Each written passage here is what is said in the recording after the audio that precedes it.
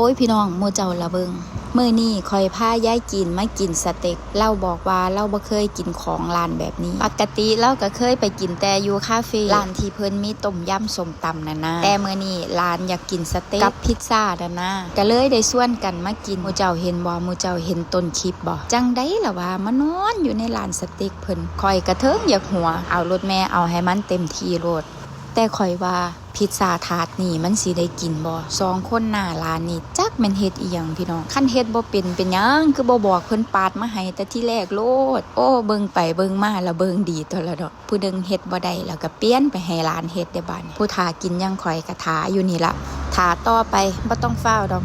ไหนมื้อนี้ก็พามาพักผ่อนเต็มที่แล้วล่ะบ้านนี้ผู้ใหญ่เห็นหลานเฮ็ดบ่ได้จักเทื่อเพิ่นก็ฟ้าวหยิบโทรศัพท์มาถ่ายคลิปซะเด้จังแม่นพามาหาคอนเทนต์คักแน่เนาะมาเบิ่งบัดต่อไปฮอดเวลาต้องได้กินได้ชิมแล้วไปให้หมู่เจ้าเดาว่าคุณยายจีเรากินแซ่บบ่เอาแซ่บบ่แซ่บก็สังเกตเบิ่งปากแล้วเอาโลดเด้อจ้าพี่น้องหมู่เจ้าเรามาฟังเบิ่งไปกินมาเล่าจังใดจังว่าจังสั่นอัน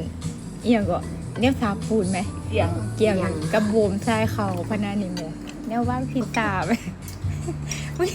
อมเขาเรียนปลาเล็กน้อยมันนี่เต็มปากอยู่